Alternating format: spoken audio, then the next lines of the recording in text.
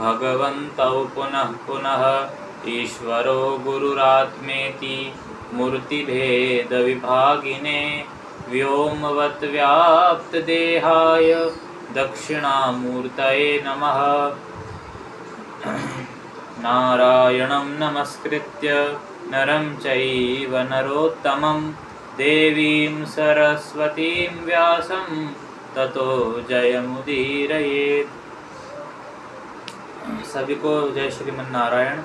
देखिए, आज का जो हमारा वक्तव्य है वो ठाकुर जी के विषय में और ऐसे ही आध्यात्मिक चर्चा के विषय में रहने वाला है।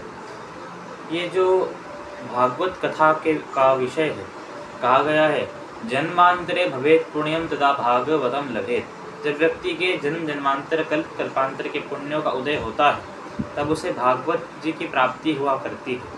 और यहाँ तक कि भागवत जी के पंचम स्कंद में एक श्लोक है जिसमें कहा गया है अहो अमीशां किमकारिशोभनं प्रसन्न येषां स्वयं हरेः यैर्जन्म लब्धं नृषु भारिताजिरे मुकुंद सेवोपैकं स्पृहाहिनः।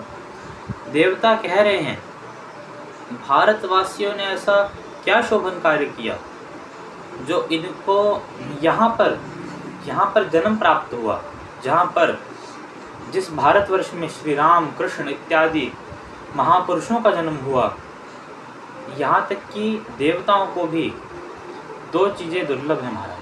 तक्रम शक्रस दुर्लभ, एक तो देवता इंद्र को छाछ दुर्लभ है, दूसरा भागवत की श्रीमद् भागवत जी की कथा दुर्लभ है। और ऐसे हम कितने बड़भागी हैं, हम कितने भाग्यशील व्यक्ति हैं कि हमें आज के समय में धर्म का अनुसरण करने के लिए भागवत जी, रामायण जी इत्यादि का अनुशीलन मिलता है और हमें उनका अनुसरण करना चाहिए। जैसे कि आज के समय में जैसे वक्ता तो काफ़ी हैं, लेकिन वक्ता होना कैसा चाहिए, तो कहा विरक्तो वैष्णवो विप्रो वेद शास्त्र विशुद्धिकृत। तो ये तो लक्षण किस में घटित होता है महाराज?